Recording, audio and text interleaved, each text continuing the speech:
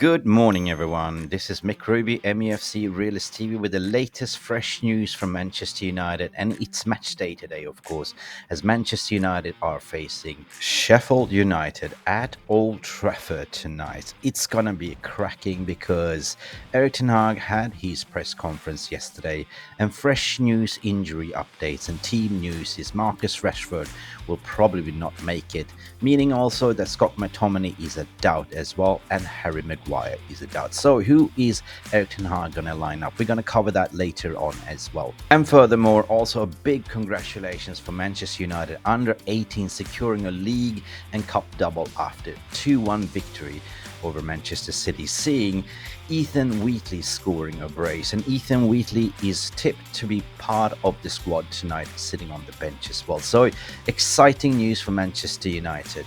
And furthermore, we're going to round up this video with a little bit of a transfer talk. What's going on in the mind of Ineos?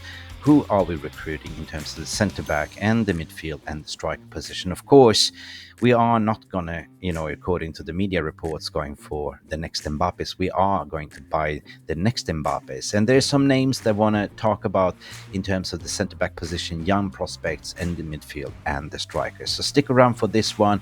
It's going to be a cracking video, but don't forget to like and subscribe to Mufc Realist TV if you are new. Let's do this. Smash the like button, subscribe if you haven't.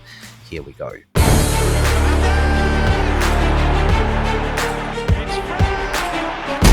Has the Premier League ever been more challenging? Right, well, I feel welcome. Dit is my home and I want to achieve success. Okay? So we made it this far. You made yourself your coffee, you stretch your arms and legs and thinking, God, it's exciting. We are playing match today. And you're probably thinking about Ten Hag and his press conference reaction, giving Simon Stone the hairdryer treatment. Finally, that's been misinterpreted. What is this? Ten Hag is growing a big pair of cojones. Let's listen to this when he said to Simon Stone, "You are embarrassing." The reactions from you was embarrassed. The comments are a disgrace. The reaction to Sunday is almost as though you lost the game rather than actually got to the FA Cup final. Can you understand that, given how the game went? No, absolutely not. And you made it off, and one was made the question: is it embarrassing? No, the reactions from you was embarrassed. Top football is about results. Yes, and football is all about results, Eric. And absolutely embarrassing question from the media. Finally, but we're going to dissect what he actually meant. So for me, I've been covering Erik ten Hag's press conference ever since he started. So this was the final straw on the camel's back. Ever since Manchester United has been losing, the press and media in the press conferences has been asking absolutely ridiculous questions, looking for a headline. And Ten Hag called him out. He had enough, basically, to call the media embarrassment because they are writing crap about Manchester United. And he's under pressure. And of course, football is a result business. But some fans interpreting it that he was telling the fans are embarrassment. Of course, it was an embarrassment that we lost, a 3-0 lead to a 3-3 and, went to penalty. So at the end of the day, media needs a little bit of a hairdryer. It reminded me a little bit of Sir Alex Ferguson, but guess what? Let me know in the comment section below, because we're going to talk about the game today, the lineup. Okay, so as you are aware of, we are playing the Blades tonight, Sheffield United, who is sitting currently bottom of the league, who have sustained 23 losses in the return of the top flight, this team. So what is the team news update? Barring for what we heard from Ten Hag's press conference yesterday, his selection options are getting limited. And this injury crisis has been ridiculous without numerous long-term absences, such as Tyrell Malacia, Luke Shaw, we don't have fullbacks, and the recent addition injuries to Mason Mount, Sofian Amrabat, Willy Kumbala, and also Casemiro seems to be unlikely to be deputized in the defense again. I don't know what's to pick here, to be honest. Following the weekend's FA clash, the manager dealt with even more concerns in the injury department. He revealed that McTominay and Rashford is also a doubt. And I don't think they will start. Similar with also Bruno Fernandes and Alejandro Garnacho struggled. They felt a little bit knocked. But Bruno Fernandes has a little bit of a hand injury, so he probably would like to start or can start, and Garnacho will probably also start again. So here is my predicted lineup, to be honest. So, if you're aware of, if you haven't slept under the rock the whole season, we are struck by injuries with over 65 type of injuries, and youngsters probably going to be given a chance. And it's been rumored the positive news that no other than Shea Lacy will be given his debut today in the midfield. How exciting is that? Together with Harry Amas also as a left back. So here is my lineup, the way I see it. Let me know in the comment section what you think. I definitely start with in goal, Andrew Onana. The back four will not change. You will see a Wan-Bissaka, Casemiro deputizing again with Harry Maguire in the centre back pairing together with Dalot on the right. In the midfield, this is where he's going to get interested. I don't see that Eriksen's going to get picked here. I don't think he's favoring. He wants to see more youth, more energy. So you will most likely see Kobe Maino together with Shea Lacy and Bruno Fernandes. On top, in absence of Marcus Rashford, and some fans might say, thank God, we will might see an Amad Diallo giving his full debut, or actually full 90 minutes starting instead, together with Garnacho and Højlund, and that is my lineup. Let me know what you think. I think this got a lot of pace, a lot of energy, a lot of youth, and we shall see. At the end of the day, we will find out 90 minutes before the kickoff how it would look like. Or is it 60? Yeah, it is 60. Anyway, let me know who you think will start and what would be your score prediction. I simply go with a 3-0 to Manchester United today because they should do this. It's about time that the wheels come off the Ferrari, in it. Oh, yes, before I wrap up this prediction, listen, Ethan Wheatley, they scored a brace yesterday in the Youth Cup final, will probably also sit in the bench deputizing for Rasmus Højlund. So it is exciting. I'm looking forward for this game, and 3-0 is my prediction. Let me know what you think. So we're going to wrap up this video with a little bit of a transfer talk as deluded in the beginning. What is going on? What is the strategy? Ineos is looking for young up-and-coming talent. We are not going to sign the Mbappes. We're going to make the Mbappes.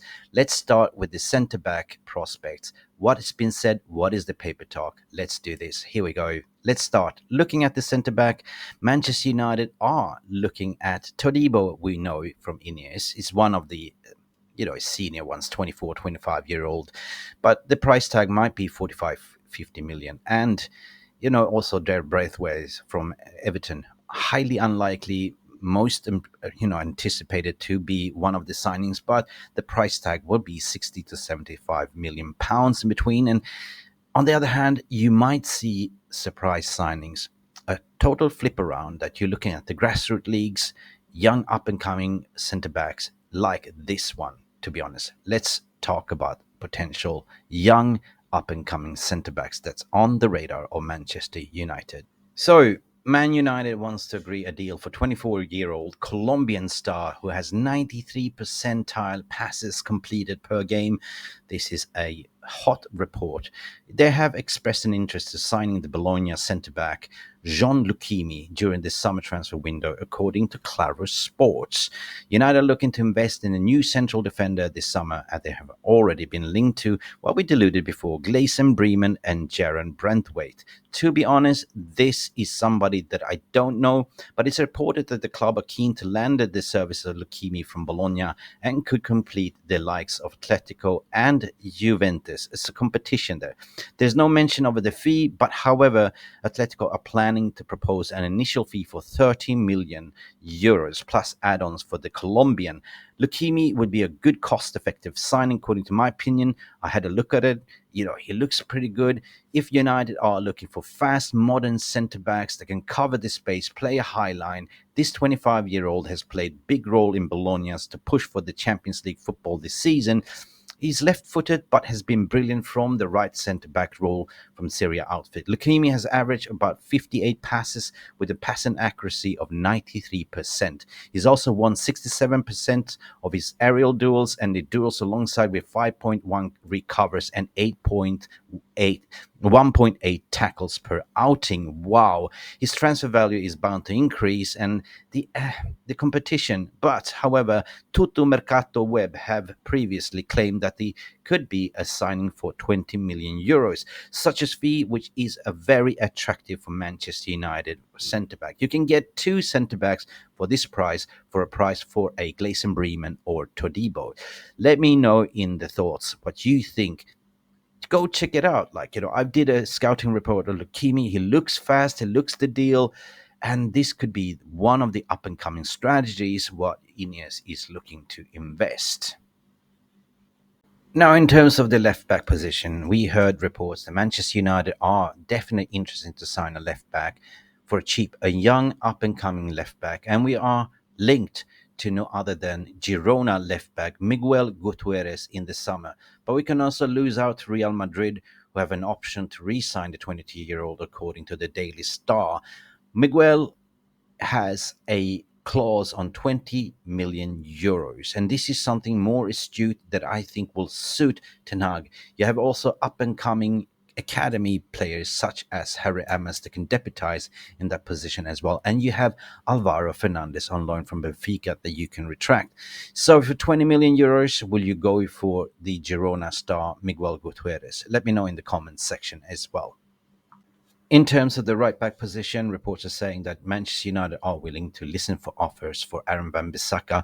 However, we are heavily also now linked, according to Foot Mercato journalist Sebastian Dennis. United has been monitoring RB Leipzig centre-back Castello Lukeba for weeks. He's a centre-back but also plays on the right back position. So for me, I don't know much about this one. I know that he's a French defender that moved to Germany from Lyon last summer. He seamlessly replaced Josko Guardiola in the RB Leipzig fold. So the price tag might be something around 35-40 million tag, and it is something to closely monitor. A versatile centre-back slash right-back position, and I don't know. This might be something that we are looking at, but however, we're also looking at Frimpong also as an alternative. However, Frimpong, in my opinion, is a more of a right winger than a defender. Let me know in the comment section, would you take the RB Leipzig centre-back Castello Lukeba slash right back?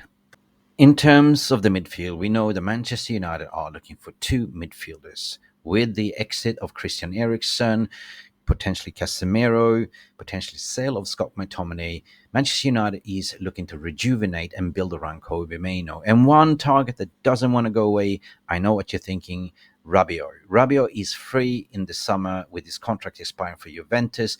I know that Jhon Murtaugh's been there talking to Veronique Rabiot, his mother, 2 times already and been snubbed. But however, Jhon Murtaugh is gone and there's reports that don't want to go away. Rabiot for free. Some people say no, he's a money merchant. I know he snubbed us for money to go to Juventus. However, it's a good alternative to have on the bench.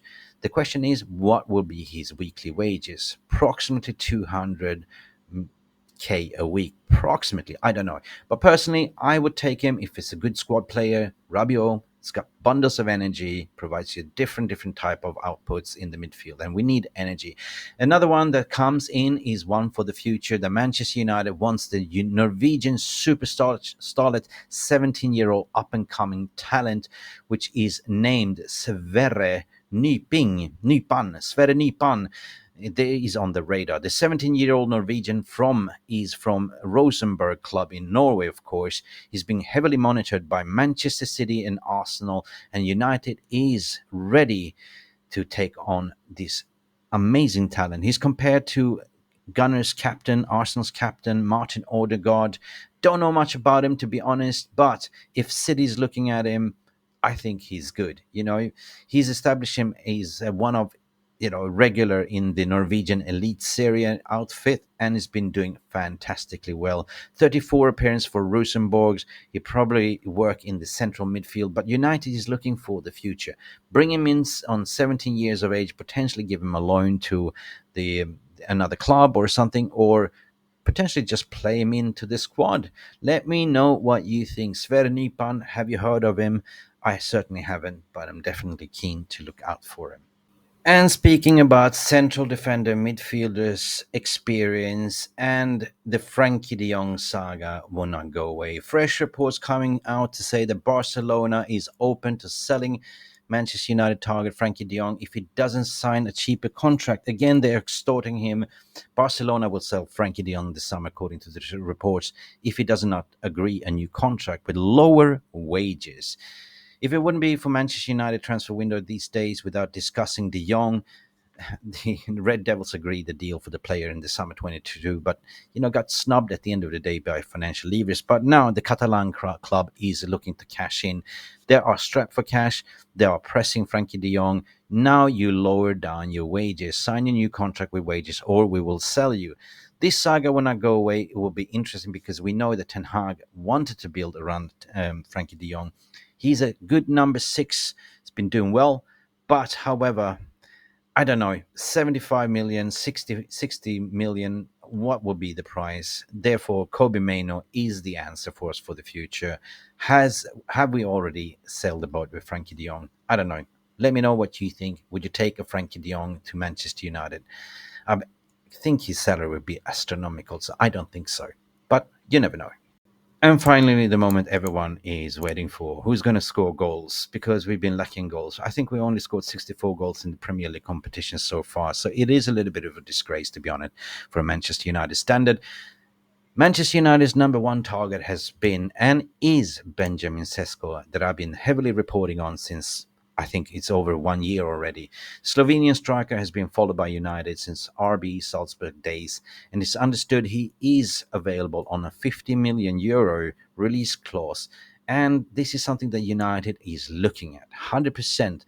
However, there's been no indication if they want to go for a more experienced striker, like a 27-year-old. But, however, since they already have Rasmus, according to my understanding, they don't want to hinder his development. So they want somebody like for like that could develop and compete with Rasmus Højlund.